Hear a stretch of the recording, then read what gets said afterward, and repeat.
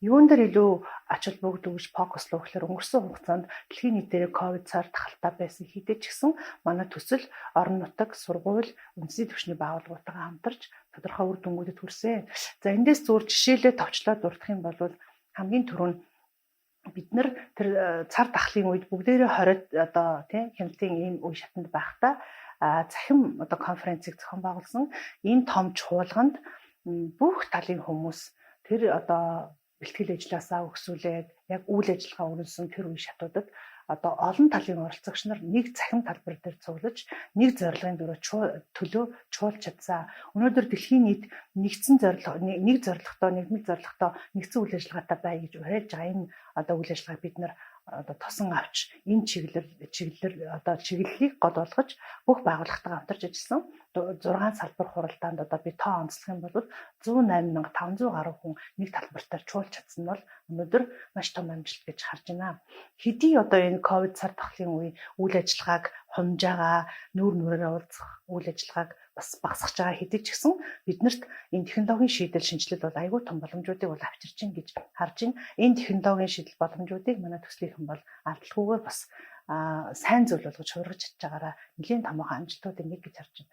За нөгөө нэг зүйл бол түүхэндээ боловсролын одоо сэтгэл зүйч гэдэг одоо энэ нарийн мэргэжлийн хүмүүсийг мэргэжүүлэн бэлтгэхэд доктортой хөгжлийн төсөл маань хувь нэмэр оролцоо нэлээд их оруулсан гэдэг онцломоор байна.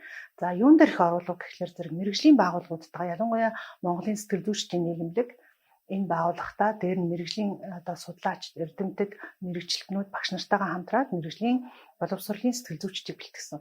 За хамгийн гол нь мэдлэгийн дэмжлэгийг менежментэд бид нэр дэмжлэг үзүүлсэн. За 12 багц цагийн хичээлийг 45 хоногийн хугацаанд зааж мэргэжүүлэхийн зэрэгцээ ажиллах орчингийг бүрдүүлэхэд төслийн зүгээс мөн санхүү дэмжлэгүүдийг үзүүлж орчны одоо сайн сайхан байдалд дэмжлэг үзүүлсэн. Энэ маань эцэстээ юу вэ гэхээр зэрэг сургууль гэдэг бол өөрөө тэр орон нутгийн хөгжлийн гол төв байдаг. Тэгээ сургуулиар дамжуулаад доктортой хөгжлийн боловсролыг олгоход хүний одоо зөөлөн ур чадвар гэж ярьлаад байдаг, хувь хүний яриад байдаг, хувь хүний одоо энэ сэтгэлээ барих, сэтгэлийн хөдөлгөөний удирдах энэ чадварууд өөртөө уучраад байгаа бэрхшээлийг шийдвэрлэхэд мэргэжлийн сэтгэл зүйчдийн дэмжлэг оролцоо маш их өндөр байгаа учраас энэ дээр манай төсөл дэмжлэг үзүүлж ажилласныг бас онцолж байна. Дараагийн нэг онцлох зүйл бол хамтарсан мониторинг зөвлөн төсөл үйл ажиллагааг бас онцломоор энэ жилийн хувьд хэдий бас ковидтой цар тахалтай энэ байсан үед ч гэсэн бид нар намрыг бас одоо маш үр дүнтэй ашиглаж хамтарч ажилласан.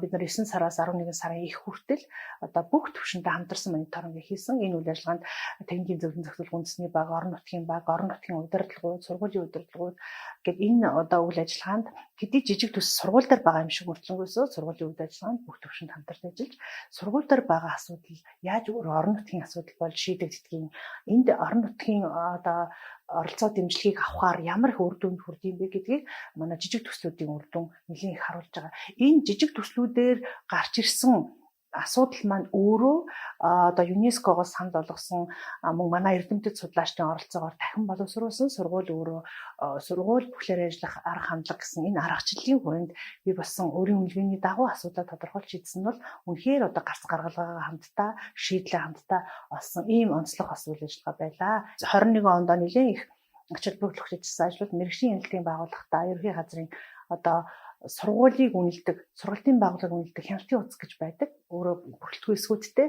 Энэ бүрэлдэхүүн эсгүүдэд нь одоо СПАХ буюу бидний хэлээд байгаа сургууль бүхлээр ажиллах арга хандлагын тэр хяналтын хуудас үнэлгээний өөрийн үнэлгээний арга аргачлалууд асуулт үзүүлэлтүүдийг тэр хяналтын хуудасанд суулгаж өгч тохиргоо хангаснараа өнөөдөр 30 сургуулийн одоо нэг төслийн үр дүн юм шиг мөртлөнгөөсөө Монгол Улсын хэмжээнд байгаа 820 сургалтын байгууллагыг үнэлэхэд энэ арга аргачлалыг хостуулж байгаа нь бидний зориод байгаа зүйл ямар хөөр нөлөөг өгч байгаа юм бэ гэдгийг бас энэ үйл ажиллагаа мэргэжлийн байгууллагуудын оролцоон дээр бас харагдаж байна. Манай энэ төслийн бас нэг онцлог үйл ажиллагаа бол нэгдүгээр төслийн үр дүнд одоо бий болсон үр дүн гэдэг баталгаажуулахад их анхаардаг. Тэгээ өнгөрсөн одоо төслийн маань нэгдүгээр үе шатанд маш том бүтээл гарсан байдаг. 45 гаруй хүний эрдэмтэд судлаачид одоо багш нарын хамтын бүтээл болсон ногоо ном гэж нэрлэгдсэн ийм том ногоо ном гэж манай багш нар их нэрлэдэг. Энэ ногоо номыг хэрэглэхэд хялбар, хэрэглэгчдэд илүү ойртуулах үүднээс цуврал байдлаар бүтцийн хувьд агуулгын хувьд нь шинжилж одоо манай доктор нэргүй багшаар ахлуулсан баг хамтарч ажилласан. Тэгээд энэ доктортой хөгжлийн боловсролыг суралцахууд интеграцлах бодлого арга зүй гэсэн энэ одоо цуврал 4 ном хөтөч номтойгоо бол ингэж гарч сургуулиудын одоо гарт хурж багш нарын ширээн дээр бас ингэж хэрэглэгдэхэд хэлбэр болж очиж байгаагаар их онцлогтой. Энийг бас 21 онд гэсэн томоохон одоо инновац онцлог зүйл гэж бас харж байна.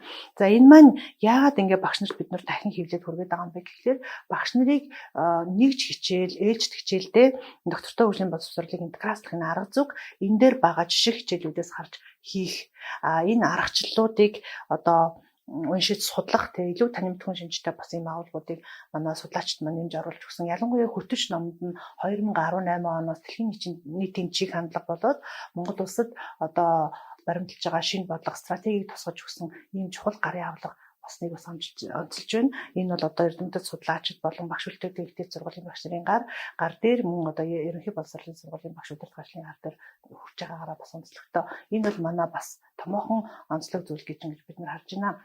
За үүнээс гадна төсөл маань одоо хэрэгжээд 2 дахь одоо жил рүүгээ ороод дунд читний үнэлгээ маань хийгдэж байна. Ямарваа төсөл гэдэг бол тодорхой хугацаанд хэрэгжээд гарааныхаа судалгаа хийдэг, дунд читэндээ нэг ревю хийдэг. Тэгээд дунд читний үнэлгээний бас эхний зөвлөмжүүд ирж байна. Тэгэхээр 22 онд энэ зөвлөмж чиглэл одоо юун дээр илүү анхаарч фокуслуу гэдэг одоо төгнөл зөвлөмжийн дагуу анхаарч ажиллана. Тэгээд бас эцэстээ онцлоод хэлэхэд 21 онд бол мэргэжлийн байгууллагууд нэлээд хамтарсан байгууллагуудын хүний нөөцийг чадваржуулахад нэлээд их анхаарч ажиллаж байна. Ялангуяа техникийн зөвлөлийн зохицуулах үндэсний баг 11 байгууллагын төлөөлөл ажиллаж байгаа энэ баг байгаа. Энэ хүмүүсүүд өөрсдийнхөө төлөөлж орж ирсэн байгууллагынхаа одоо хүний нөөцийг чадваржуулж одоо дэмжлэг үзүүлэхэд төсөлтөөгөө хамтарч ажиллаж байгаамаа. Энэ дээр юу хэлэх гээд байна вэ гэхээр энэ төслийн эцсийн зорилго бол доктортой үйлчлэлээр дамжуулаад Монгол одоо улсын нийт одоо хүн ардын мэдлэг чадварыг сайжруулахаас гадна мэргэжлийн байгууллагын хоорондын хамтын ажиллагааг сайжруулах, салбар дундын хамтын ажиллагааны арга механизмыг илүү тодорхой болгохоор зорж байгаа юм төсөл байна. Тэгээд энэ төслийн одоо үр дүнгууд энэ рүүгээ чиглэж бас эхний сайн үр дүнгуудыг гарч байгааг 21 онд бид нар одоо онцлог үйл ажиллагаануудаа бас оруулж дурдж байгаа. Төсөл бол өөрөө нөгөө тодорхой зорилттой аймагуудтай байдаг. Ямарваа төсөл гэдэг бол тэгээд 6 аймаг 2 дүүргийн хэмжээнд хэрэгжиж байгаа. Тэгээд одоо ингээд бид нар сургуулиуд дээр очиод ажиллахад хорооны иргэдэд сургууль дээрээ байгуулсан жижиг төслийн одоо үр дүнд бий болсон үр дүнгуудыг хүртэж байгаа юм сайн туршлагууд бол байгаа. Тухайлх юм бол Сонгон найрхны 122 дугаар сургууль дээр өөрөө их аслагдсан бүс нүтгэл да.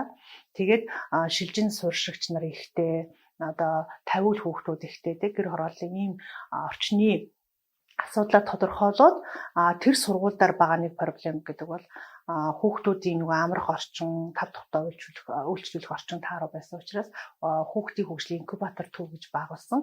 Энэ төвдө хорооны иргэдэн удирдах ажилтнууд нь тэр хүүхдүүдийн эцэг эхийн ч гэсэн үйлчлэгээ авдаг гэж сургуулийн бас бид нарт ярьжсэн. Тэгэхээр нэг төслөөр нэлээд олон асуудлыг давхар шийдэж хамтын сайн үр дүнгуудыг бас бий болгож тэнд бол хүүхэд мэдлэг одоо чадвараа сайжруулахаас гадна тэнд нэг юм гэр бүлийн халуун талаар амцхлыг бий болгож ээж аауд нь бас ирж байгаа нь тэр альва одоо айл гэр бүлийн аз жаргал бол хүүхдээс эхэлдэг. Хүүхэд нь сайн сайхан байх юм бол тэр айл аз жаргал бас бэлгэлж байгаа. Нэг ийм бас ингээд дам үр дүнгууд, нөлөөт үр дүнгууд бас тэнд харагдаад байгаа. Тэгэхээр орон нутгаар ирж байгаа төслүүд ч гэсэн ийм үр дүнгуудыг бас бий болгож чадж байгаа. Тухайлх юм бол Хинтээ аймгийн Баян Адрах сумын жижиг төсөл өөрөө нэг юм хогны асуудлыг шийдэх гэдэг төсөл байгаа байхгүй юу? Цэмцгэр орчин одоо бидний сайхан орчин гэдэг бий болгоно гэсэн юм утгатай. Гэтэл тэр сургуулийнхаа орчныг хоггүй болгосноор сумын ард иргэд одоо хогоо ангилж хайдаг, сумын хог хаягл нь багассан гэдэг ийм сайн үр нөлөөнүүд байж байна. Бүр тэр байтугай 7 хоногийн нэг өдрийг бүр нөгөө цаасан торгүй даавн торны өдөр болгоо зарлцсан. Тэгээд тэр өдөртөө сумандаа тий машин унаа хэрэгэлдэггүй даавн тараараа очиж үйлчлүүлдэг дэлгүүрээсээ энэ бол ингээд жижиг сургууль дээр гарч байгаа үр дүн юм шиг мөртлөө сумаараа бас сургууль дээр байгаа сайн санаачлагыг сумын хэмжээнд түгэнлүүлж байгаа юм бас үр дүнгууд гараад байгаа. Тэгэхээр энэ бас ингээд нөгөө тодорхой зорилттой аймагуудад хэрэгжиж байгаа юм шиг мөртлөнгөөсөө сумын ард иргэд орон нутгийн иргэд бас ингээд нөлөөгийн тэг өвн нөлөөгийн бас хүртэж байгаараа төслийн маань бас нэг үр дүн юм даа л гэж дүгнэж. Тэр доктортой хөгжлийн 17 зорилго гэж хүн болгоо мэдчихэж шүү дээ. Тэр 17 зорилгын гол зорилго бол өөрөө бас 4-р зорилго л доо чанартай боловсролын асуудал. Тэгэхээр 4-р зорилго чи өөрөө бүр ингээд тодорхой агуулгуудтай, зорилтуудтай. Тэр яагаад 4-р зорилтоор дамжуулж бусад зорилгыг хангах гэдэг юм гэхээр боловсрол бол өөрөө нөгөө доктортой хөгжлийн боловсролын гол жолоодогч гэдэг ингээд дэлхийн нийтээр бүр зарласан.